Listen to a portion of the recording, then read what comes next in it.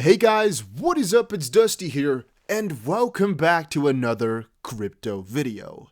And man, I've been reading a ton of crypto news today. It's been completely crazy, and a huge part of this all has to do with American taxes and American legislation, American crypto wallets, all that type of stuff. Alright, even though I'm not from the US, I'm trying to figure this stuff out for you so I can tell you. Alright, so I can help you guys out. Of course, not being a financial advisor, but just trying to pinpoint you guys into the right direction, hopefully. So that's a lot of what I've been busy with today, and I have a couple of conclusions I want to share with you. But of course, we also got some more crypto news, and because I'm trying to figure out taxes, let me know in the comment section down below what country you're from, and maybe, there's nothing after that. I just wanted to say maybe. So, also, we are giving away 250 XRP the first time that a video hits 1,500 likes within 24 hours. So make sure you press the like button, make sure you are subscribed, and make sure you comment something down below. Do not forget to do that. And also, guys, a link down below if you want to get some extra coins. Again, I talked to you guys about this before. GSX, my link has 5% extra coins down below.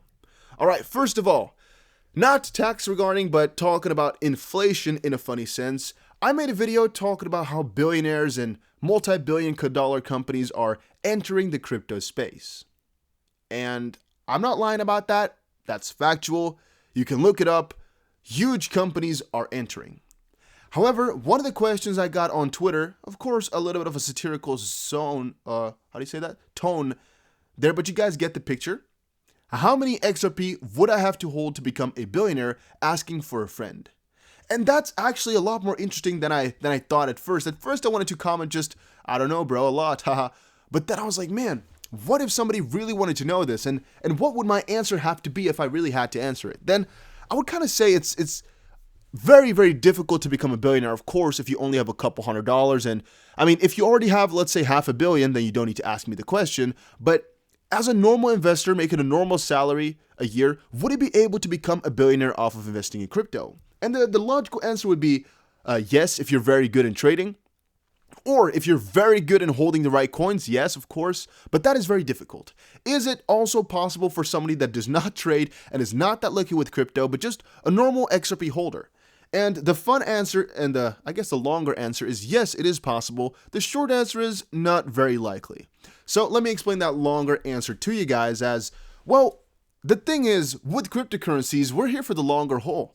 And a couple of days ago, even yesterday, I think, I explained to you guys how important the art of holding is and really making sure you understand your investments properly and you're backing them. So you know what you're investing in, you know you want it, and how important that is to the general crypto vibe and really getting wealthy with it. Once more, this is not financial advice, by the way. Well, I kind of thought that through a little bit further, and I thought, you know what? First of all, holding is very important, so that idea that you're here for the longer term, that you're able to hold on through any sort of circumstances, but also the fact that what we're betting on crypto for is that it will take over this current system. And with taking over the current system, often comes this talk of debt or a financial or quantum financial system, stuff like that, which really is sort of bad for the traditional system which is in place, which may as well also be bad for the government, which may bring up some new standards, whatever. It's about the idea that the government either loses some trust or the dollar or euro, for that example, mass inflates. All right, if you're talking to become a yen billionaire, it's a lot easier than becoming a dollar billionaire or a, something else billionaire.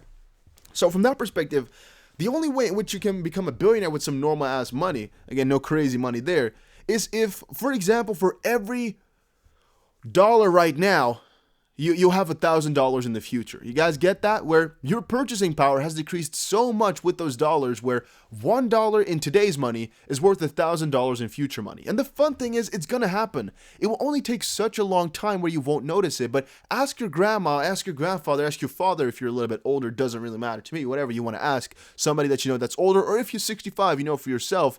Think about it. Back in the day, all right. Think about it. Back in the day, how much a loaf of bread would cost you. Or how much a little carton of milk or a glass of milk, a bottle of milk, depending on what country you live in, would run you for.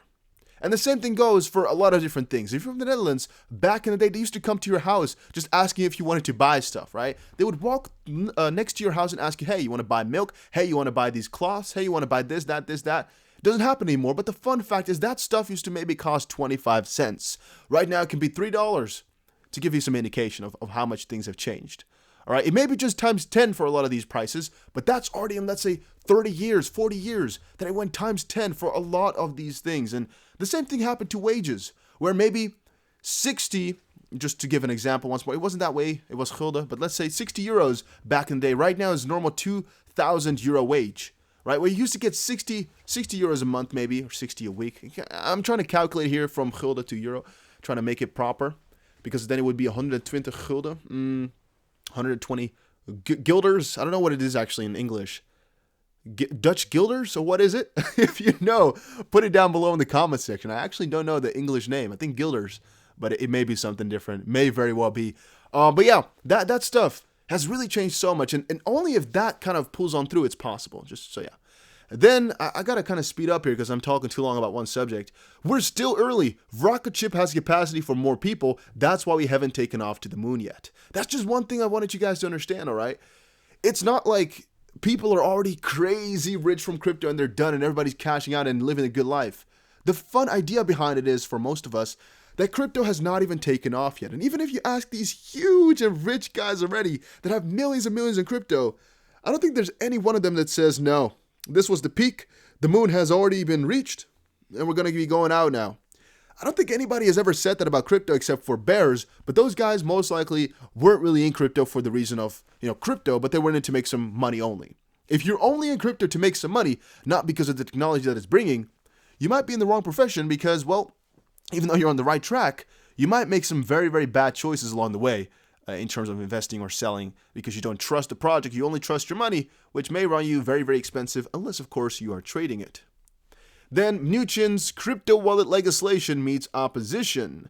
So, it's been a very heavy debate in the US right now, and a lot of this has to do with self-custodied wallets and how companies have to deal with all of this, and just the government between the government and crypto community, it's been going completely crazy, right? But there's a lot of opposition. There's a lot of theories going out right now. And the fun fact about this is I thought that this whole ordeal would have been settled a long time ago. Or I actually honestly thought crypto regulations would have been here about 2 years maybe ago, just after the bull run or even during the bull run. But no, even end of 2020, so begin 2021, there is still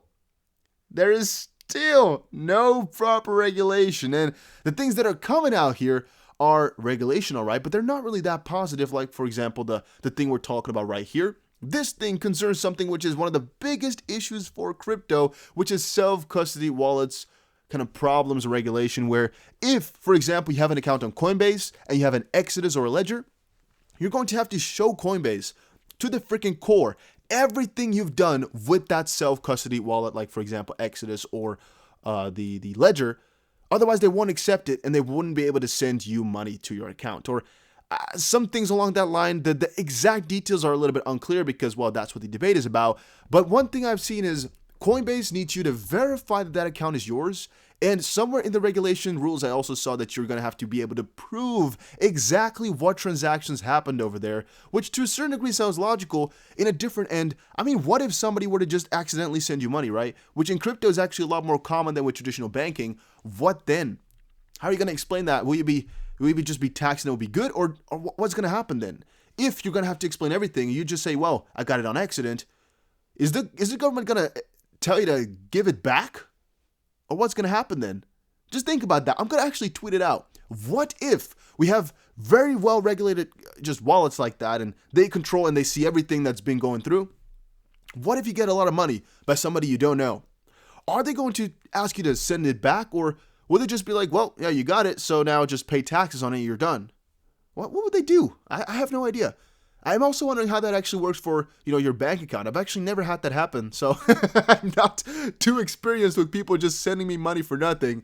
Let me know in the comment section how that works in the US. I'm quite interested in that, in knowing how that works. Then Apple forces Brave browser to scrap rewards feature from the iOS devices. So again, not every regulation piece is good. And a lot of these things will get heavier as time goes on. As, for example, rewards from these browsers may be a very interesting and very strange taxable event. I really think that's also one annoying one to go for. But also something that can be against a lot of terms of service and a lot of terms of use. Because, well, first of all, you're maybe generating money for people that don't even know it, right? I mean, the Spark airdrop, I should say specifically, I think that one is also kind of strange because, well, what if you didn't know you had it? What if you didn't know you had that money? You will still be taxed on it. And if you don't fill it in, you're going to get some problems afterwards. So they're already kind of preparing for the idea that you have figured it out and that you know exactly what you want and stuff like that. I kind of find it difficult and strange one. PG Miner, innovative Monero mining botnet surprises researchers. This one is not XRP centric, of course, but this one has to do with the Monero mining, which a fun thing in my opinion is to know that they're in the government already paying people to crack this algorithm. Monero has been a very private blockchain for a very long while, but they've tried to track or crack that down for the longest time, and they put a lot of money on the line here. And the thing is, don't think crypto is completely safe for your crazy transactions if you're doing them. And also, don't think the government is trying to get after every single transaction, right? They're doing their hella best to make sure you pay as much money as possible. Trust me on that one. And they're trying to figure out many, many things. But one scary thing, in my opinion, is if they're already paying people now to crack Monero, what if eventually they're trying to pay or buy people to crack Bitcoin? Or what if they have their quantum computing and they're going to really crack Bitcoin because they want to get rid of it? What if? Right? What if? It's just something I'm thinking about sometimes. Then here's who profited the most of the Bitcoin's bull run. I don't actually care. I don't actually think it's worth even thinking about. I just find it important to understand what parties are going to be coming on in and who has already profited, because the fun fact is right now, even though there's of course a lot of institutions that are in, it's actually for a huge part as well the people who are just early into crypto. Right? And a lot of people who bought at the top of 2017 who right now are also maybe in profit or at least close to profit. It's actually just a very small percent of the world population, and the majority of the normies still have to get in. Think about that one for a split second as well. Then another thing I have to talk about in XRP kind of correlation there is stellar price on the brink of a breakout as Euro stablecoin launches on the network. I'm actually a lot more excited about Spark, knowing again that it's the start for something bigger. And Stellar's just stablecoin being built on here is actually quite huge, and it did a lot of the price. I'm just wondering what can happen to XRP or Ripple once more of this starts to come through. And talking about stablecoins and stuff like that, again, this GSX, this gold-backed stablecoin, supposedly the first gold-backed coin there is out there, who most likely, or which most likely has a very high profitability margin, again, link down below. I'm checking it all out. I'm checking out every single article. Trust me when I say that, guys. I'm checking out every single freaking scam or just, I don't know, accusation. Because I've been talking to the team, all right, and I'm just asking them every single question that comes to mind. And I also ask you guys in the Discord, just put some questions down there, and I'm going to ask them if I get the chance, because I want to know everything, all right? I want to know what are they up to, how can they prove all their stuff, and as of this point, they've answered all my questions perfectly. And if you're wondering what this thing is, this GSX is something that a lot of YouTubers have been talking about for the last couple of months even.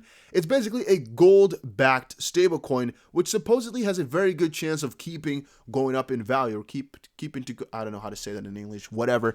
The basic point of that is that it's going to be backed by the assets that they have in gold and land and whatnot, and thus, since they'll be expanding piece by piece and will also get dividends, that's going to continue going up. And you can buy that already at a pretty, again, relatively cheap price right now with some discounts and with also a 5% bonus if you use the code. I'm personally buying some, not too much just yet because I'm still figuring some stuff out, but just check out the project, check out the Discord if you want to discuss more about it. If you have any questions, again, I'm not your best guy. You can better just check it out yourself, but I'm definitely going to be looking a little bit further into this, as I personally think if they can really do what they promise, this might be my most profitable project ever. Again, trust me on that one, all right? If they deliver what they promise, this will most likely be one of the best opportunities we've ever had. But again, that's still to be determined. I'm looking into it, and I'll tell you guys more. I just got into it because you guys kept spamming it down below in the comment section. It was crazy. It was crazy. And then SDX Chief gets philosophical about Crypto Swiss's Singapore connection.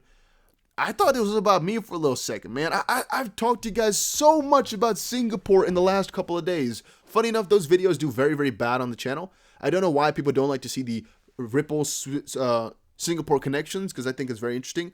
But also the Swiss Singapore Ripple connections, in my opinion, are actually crazy. It's like a triangle freaking power that's going around right now. It's a freaking powerhouse with what Ripple is doing right now.